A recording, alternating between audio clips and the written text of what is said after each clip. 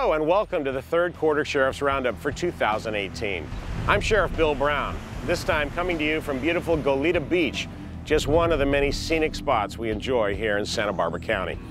Even though we live in paradise, we also live in an area that's prone to fire danger. One fire in particular that really had the potential for major destruction and loss of life was the holiday fire that broke out on a hot and windy July evening in the Goleta foothills. While 10 families tragically lost their homes, thankfully no one was killed or injured.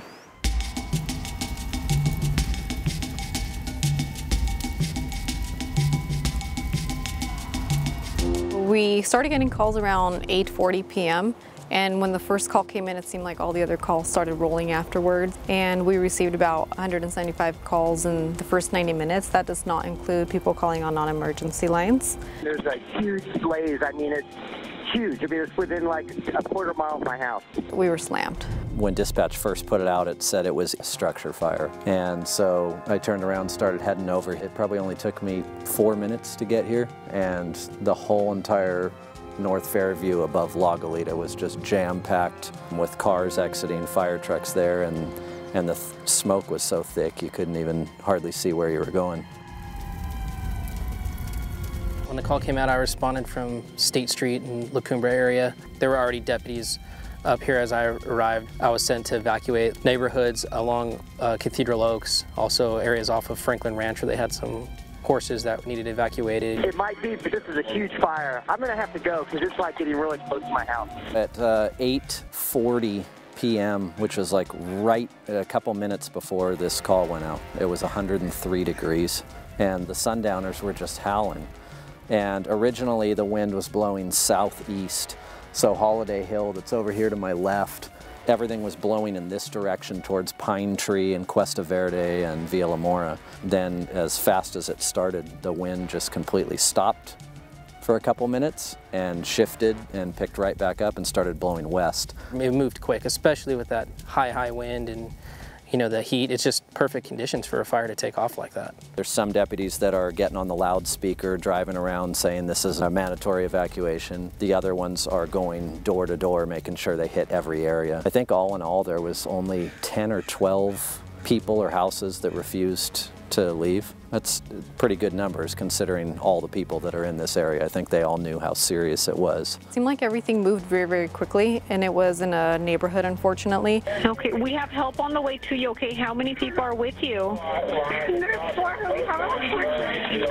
You're with horses? Yes. I talked to a female who was surrounded by fire, so I, comforted her, stayed on the phone with her until somebody got there. You can hear the sigh of relief in her voice that, when she saw the patrol car. I mean, people are really concerned. They want to know how close is the fire, which way is it coming. And at that point, you're just telling people, you don't have a lot of time. Get out now. The winds are changing the fire's direction constantly. For the magnitude of this fire and what it looked like, it's amazing that the 10 or 11 homes, it's all that was lost.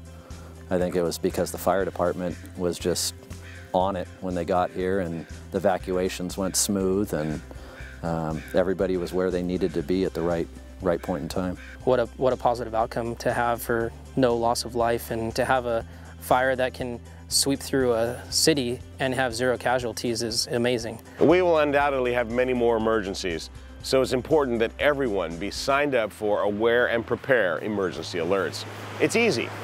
Just sign up at www.readysbc.org. Please remember, if we can't reach you, we can't alert you.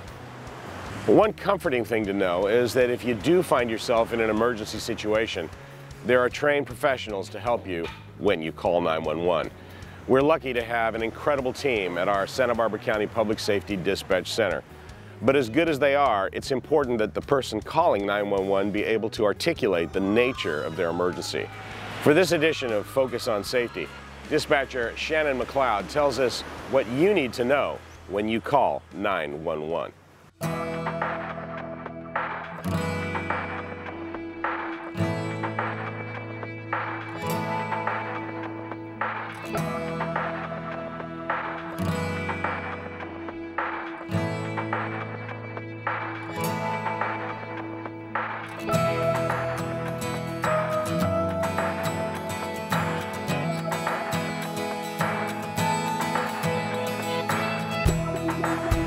One of the most important things when you have to dial 911 is to know where you are. Now, especially with the popularity of cell phones, most of our calls come through cell phones. Occasionally we still get calls from landlines that are attached to the wall, but most of our calls are from cell phones. And with that cell phone technology, we get varying degrees of information about where you are when you call. So if you can only give us one thing when you call, tell us where you are. Take a minute to figure out where you are. You can give us cross streets. Anything that we can do to help track down where the emergency is the most important thing. You get cut off, heaven forbid. If I know where you are, I can at least get some help started towards that location. So the next most important thing is the nature of the emergency, because here at the Santa Barbara County Sheriff's Department, we dispatch law enforcement, we dispatch AMR ambulance, and also Santa Barbara County Fire. So if you can tell me what the nature of the emergency is, then I know what type of equipment to send to you. That's okay, I'm just trying to figure out, is she awake? Because she might need additional help if... Okay, is she breathing?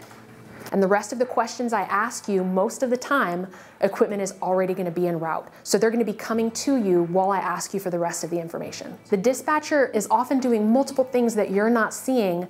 They are typing all of the information you're giving them into a screen that gets sent to the dispatcher. That dispatcher then gets the location, the nature of the emergency, and that information is going out over the radio while the call taker is asking further questions.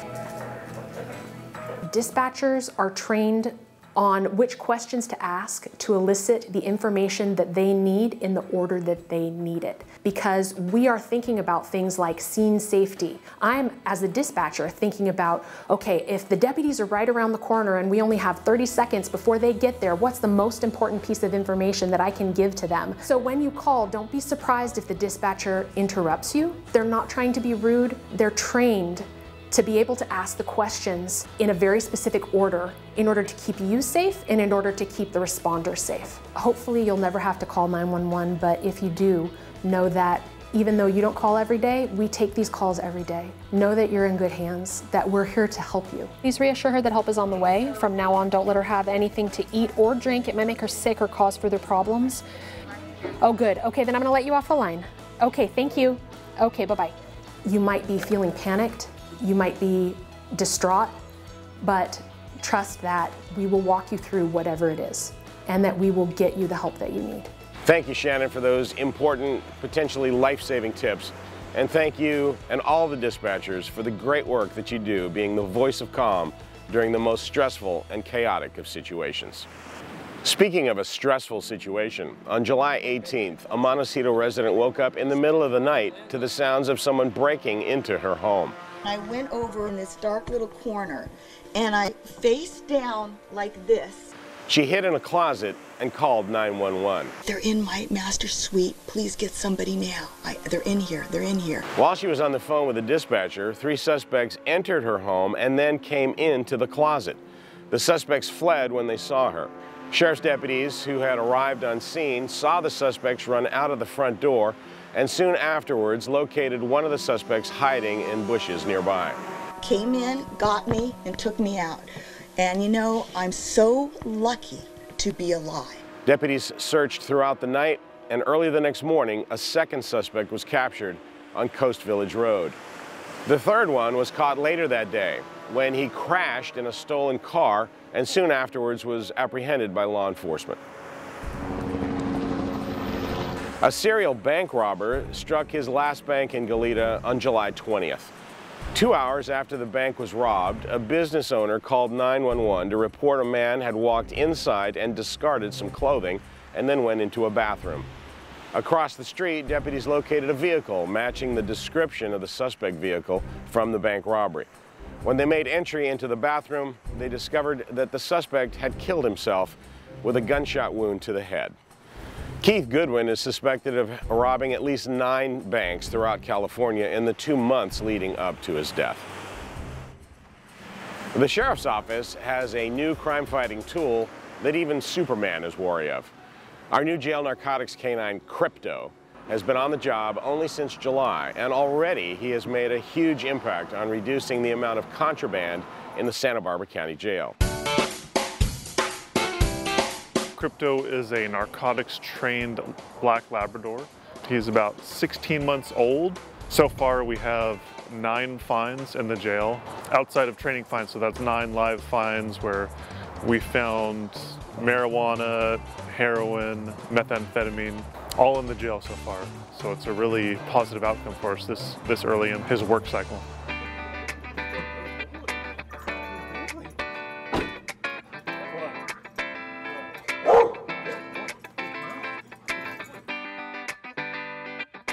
The Sheriff's Department owns the dog. I'm his handler, I'm his caretaker. You know, we'll work here for 8 to 12 hours, given the workload of the day. And at the end of the day, we go home, he gets a little break, he gets his food, and then he crashes out. Crypto's only job is to find drugs and have fun. All he wants to do is just play with his ball. And so he's associated drugs, the odor of drugs, with his ball. That started out in our training where we hid his ball with drugs for a couple weeks, and then eventually we took the ball away and he was searching for drugs. It's just a matter of getting a dog that has high enough drive to look for his toy the way he does. Once you hide his toy, or once you tell him to go find his toy, he doesn't stop until he finds it. You know, most of it is me learning how to read him. Because he's such high energy, he's so fast moving. That's probably the most difficult part of the job, watching his mannerisms as he searches. Because any small little change from his behavior could possibly be the indication of, hey, there's drugs right there. Generally, when he turns around, looks at me, that's my clue, like, okay, this dog he's onto something. Every little positive thing that we can do to take drugs out of the facility is great, and I think that Crypto's doing that.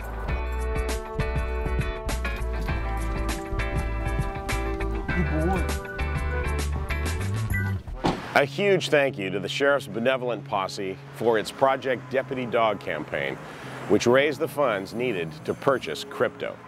If you want to keep tabs on Crypto, you can follow him on his Instagram page at Canine Crypto SBSO. While the Sheriff's Office gained a terrific canine, we also lost an important member of our Sheriff's Office family. Canine Betty, who was our first and only female canine ever, passed away at the age of 14 due to complications related to old age. During her 8-year career at the Sheriff's Office, alongside her handler and partner, Senior Deputy Mike McNeil, she helped locate more than 30 suspects, including violent felons, arsonists, burglars, child molesters, and drug-related offenders. Betty! Here! Just so you guys know, the old retired dog has done the best. Betty helped find lost and missing people, and she made countless numbers of public appearances. Our condolences go out to Senior Deputy Mike McNeil and his family for their loss, and our appreciation goes out to Betty for her dedicated service to Santa Barbara County. Ongoing funding for our canine program is critical. If you wish to help replace funding for dogs that are near their service retirement and contribute to the costs of purchasing a dog, training, supplies, and equipment for our canine program, go to www.sbsheriffsposse.org and click on Project Deputy Dog. A puppy that was found sick, abandoned, and surrounded by chemicals in an illegal marijuana grow in the Cuyama Valley is now a member of the Sheriff's Office family.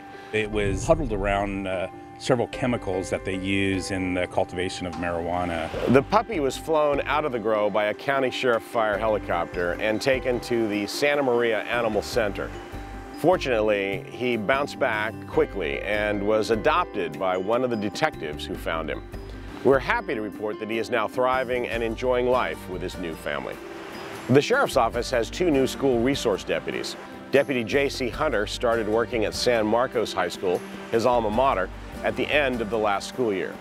Senior Deputy Dennis Thomas is the new SRD at Cabrillo and Maple High Schools in Lompoc, which, as he will explain, is the result of a dream come true.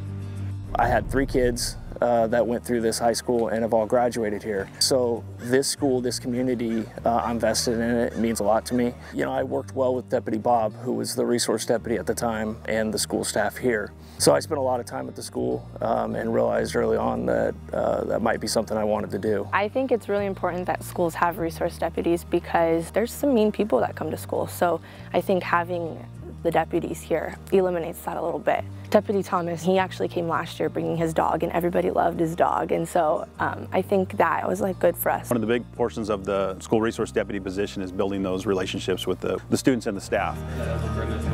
The position itself provides a sense of calm and security, especially for those that are nervous based on current headlines, the feeling that they're safe while they're here, and so it sets that positive tone for our students and our staff, and then that extends out obviously to the families in the community. There's 1,250 students between Cabrillo and Maple High School, which is the two schools that I'm primarily responsible for. My job is to encourage the students to follow the rules of the school and the laws that are on the books. I can also be that person that talks them through a situation where they may have just made a bad decision. Both Deputy Bob and Deputy Coley laid a great foundation, and so having them here before me was very helpful. I didn't really pay attention to the school resource officer until I had to deal with him myself, and that was my sophomore year when I got into a fight in the girls' locker room. And Deputy Coley gave me a ticket, and I was like heartbroken, and my mom was disappointed in me. And then that day, Deputy Coley talked to me for about 5 hours in the conference room. He told me, I know you're not a bad kid, no matter what anyone says, like, just do you, be yourself. And so that day, like, Deputy Coley really changed me. Their lives are tough, and sometimes they're making decisions that ultimately are life-changing. One of my jobs as a resource deputy is to be that counselor if I need to be. I've been a cop for almost 18 years, and part of what we do is talk to the public. We're problem solvers as cops. When students feel safe, it's easier for them to focus on the academics at school as opposed to worrying about other things that might occur or could occur. And it's also a deterrent. I mean, if you have some students on campus that may be considering behaving inappropriately, just knowing that there's a school resource deputy on campus can help deter them to think twice before they take some of those actions that could land them in some greater trouble. I've known Deputy Thomas since I was a little girl, so I'm really excited for what he has in store for Cabrillo High School. If one of these students needs to talk, they know that they can come into my office and talk to me at any time for any reason. And if I don't have the answers they're looking for, I'll make sure that they get the resources they need to make sure that they ultimately feel safe to be at school. And hopefully, by gaining their respect and their confidence, they'll come to me when issues occur, like bullying, and we can help to put a stop to it. Thank you to all 4 of our school resource deputies who provide safety and security to the campuses and the students and the faculty that they serve. One outstanding Santa Barbara teenager made national headlines for simply doing the right thing. Laguna Blanca High School junior Rami Zenny was driving home from school when he found a purse in the roadway near Turnpike Road containing $10,000. He turned it into the sheriff's office, and we reunited the purse with its rightful owner. To me, I figured this is the right thing to do. If everyone did the right thing, then this world would be a better place. The story of Rami's actions resonated everywhere. The purse owner left Rami a $100 reward as a thank you, and he received the praise of people across the world. Thanks, Rami, for doing the right thing when nobody was watching. That speaks volumes about your character. 4 squad leader, report! Sir, 4 squad all present and accounted for, sir! After 2 weeks of physical and mental challenges, 40 young adults graduated from the Central Coast Law Enforcement Explorer Academy. The young men and women, aged 14 to 20, received their final inspection before receiving certificates of completion at the graduation and award ceremony conducted at Righetti High School. The Sheriff's Office had 11 explorers participate. The highest honor went to Ronan Valadez, who received the class valedictorian and physical fitness awards. The Sheriff's Office is pleased to have 2 explorer posts, one in North County and one in the South County. If you know a teen who is interested in being an explorer, go to our website at www.sbsheriff.org to find out more about how to apply. There are now many new faces working at the Sheriff's Office. We hired our first ever behavioral services manager, Dr. Sherilyn Lee, a new dispatcher, Lindsay Williams, administrative office professionals Monica Alonso, Chloe Rodenberger, Samantha Corsaw, Christina Rubio, and Nicole Wilhoit, and financial professional Mi Young-gi Kelly. We also hired 4 new custody deputies, Tyler Fielding, Ignacio Rosiles Jr., Zachary Salce, and Cameron Woods. We welcomed back Deputy Benjamin Sandu, and we hired retired CHP officer James Bellinger to work as a bailiff. We wish all of our new employees a great career ahead with the Sheriff's Office. We're always looking for outstanding people who want to make a difference to join our team. To find out more about a rewarding career with the Sheriff's Office, go to our website at www.sbsheriff.org and click on the Join Us section, or go to our recruitment Facebook page at Join SB Sheriff. Speaking of great careers, several sheriff's deputies were recently promoted, including second in command Under Sheriff Solomon Linver, a 34-year veteran of the Sheriff's Office. And I see that we are picking good men and good women. My job, no, my privilege, is to provide them the support, tools, and training to do the best. Under Sheriff Linver has worked a wide variety of assignments during his expansive career, and he was the agency's first high-tech crimes investigator. Craig Bonner is now the Chief of Law Enforcement Operations. Sean O'Grady is the Commander of North County Law Enforcement Operations. Kevin Huddle is the Commander of South County Operations. Greg Sanders was promoted to Lieutenant and is assigned to the Special Investigations Bureau. Gary Wilberding was promoted to Sergeant and is assigned to Goleta Valley Patrol. Matt Fensky is now a sergeant and is also assigned to Goleta Valley Patrol. Susan Campbell was promoted to records manager and assigned to criminal records. Michelle Haig is an administrative office professional senior, also assigned to criminal records. Delaney Lowe's was promoted to an administrative office professional senior position in custody records. Timothy Tibbetts was promoted to the correctional counselor position, and he teaches classes for the sheriff's treatment program at the jail. Christy Velasco was promoted to Financial Office Professional Senior. We congratulate all of these recently promoted employees, and we know that they'll do a great job in their new or continued assignments. Congratulations, gentlemen. You're now an Under Sheriff, a Chief Deputy, a Commander, and a Sergeant with the Santa Barbara County Sheriff's Office. We also want to congratulate our former Under Sheriff, Bernard Barney Malekian, on his new job as the county's first ever Assistant County Executive Officer over Public Safety. Barney did a remarkable job as my second in command for the past 3 years, and he had a tremendously positive impact on our organization during his time here. At his going away party, Barney expressed his gratitude for the experience of working at the Sheriff's Office, where he worked for a year as a deputy sheriff back in 1976. A retirement party was also held for veteran helicopter pilot Sergeant Greg Weitzman at a most suitable location, the Santa Barbara County Air Support Hangar. Greg was instrumental in creating an air unit for the Sheriff's Office. During his almost 35-year career, he participated in more than 300 rescues in Santa Barbara County's backcountry, logged almost 6,000 hours of accident-free flying time, and received more than 150 letters of commendation.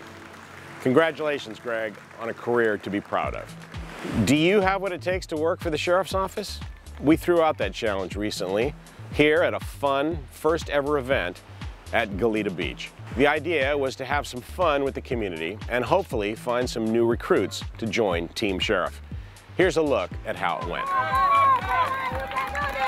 So today we're doing a big recruiting event. We're hiring with the Sheriff's Office, sworn in civilian positions, and it's just a great opportunity to come out and meet people that we otherwise don't interact with on a daily basis. The premise behind this was we wanted to make it interactive, have a bunch of demonstrations from different units from the department. K-9 unit just did a demonstration. Some of the physical challenges that we're having here today are also some that you might encounter when you're doing the physical agility testing for custody deputy or deputy sheriff trainee. So this gives the public a chance to come out and maybe test their skills and see where they're at. A lot of this is to like break the ice, because you know when somebody's interested in being a deputy or custody deputy or something like that, they build up all this anticipation of what the test is going to be like and whatnot. And this is more of a chance to come out and, you know, do a small portion of what some of our testing is and see what different specialties we have and just get comfortable and familiar with everybody. We have a number of skills. We're mimicking it after our actual physical agility test. So we have our obstacle course here, we have a push-up competition, a sit-up competition, and then kind of off the books for fun, we are doing a tug-of-war against the SORT team. Our job is a physical job, and so we're seeing if people have what it takes to do our job. We were able to bring out a bunch of different units, transportation units here with the bus. The bomb squad has the robot going. We have the paddy wagon, which is always nice and very interactive. So it's nice to have the units here so people can actually see the tools that we need to do our job. It is very important for everybody to see the officers here with their families, because family is a very, very important part of this team. And it's really neat to do an event like this because you see when people show up the first 5 minutes or so, they're a little standoffish, they don't really know how to talk to you. But then after you're just talking to them in public like this, they really open up, and I think it's a good interaction between our department and the general public. We're looking for all kinds of people with all kinds of backgrounds. Anyone that is interested in this field can do it. Being bilingual, it's a huge skill, it's very useful in this field. So yes, it's for everybody, and if I can do it, everybody can do it. Thanks to everyone who came out for this special event. If you missed it, don't worry. We plan to do more of these in the future. The Sheriff's Office had its second ever Walk with a Cop at Elwood Mesa in Goleta. Residents spent their Saturday morning getting some exercise and getting to know some of the deputies who patrol their area. Thanks go to Goleta Community Resources Deputy Dave Valadez for coordinating this popular event. We hope to do more Walk with a Cop events in the near future. We also continue to do Coffee with a Cop events. In recognition of National Coffee with a Cop Day, McDonald's in the Goleta Marketplace treated community members who sat down with deputies to free coffee. There were great conversations and questions asked. Thank you, McDonald's, for hosting this great event. The Ritz-Carlton Bacara treated sheriff's employees at our headquarters to a gourmet lunch on one of the most somber days in our nation's history. As a way to honor first responders on September 11th, the Ritz-Carlton staff served sheriff employees a delicious meal and smiles. Our hearts and our bellies were full that day. Thank you so much, Ritz-Carlton Bacara. One of the biggest honors for first responders across the country is the new Forever Stamp that was dedicated by the U.S. Post Office at a special ceremony at the Montecito Fire Headquarters. The Forever Stamp, created by artist Brian Stauffer of Novato, California, features a symbolic scene showing the silhouettes of 3 first responders, fire, EMS, and law enforcement, as they race into action. Local Montecito resident Oprah Winfrey was the powerful keynote speaker who used this opportunity to say thank you to local responders for their heroic efforts during the Thomas Fire and the 1-9 debris flow. Thank you it is for never giving up. Thank you for your shovels and your picks and your axes and rummaging through the mud and rubble, listening for that cry or just a breath of hope. We definitely give this beautiful stamp our stamp of approval, and we'll be forever grateful to the U.S. Postal Service for honoring first responders in this special way. Well, that's going to do it for this edition of the Sheriff's Roundup. Thanks for watching, and thanks for supporting us as we protect your safety.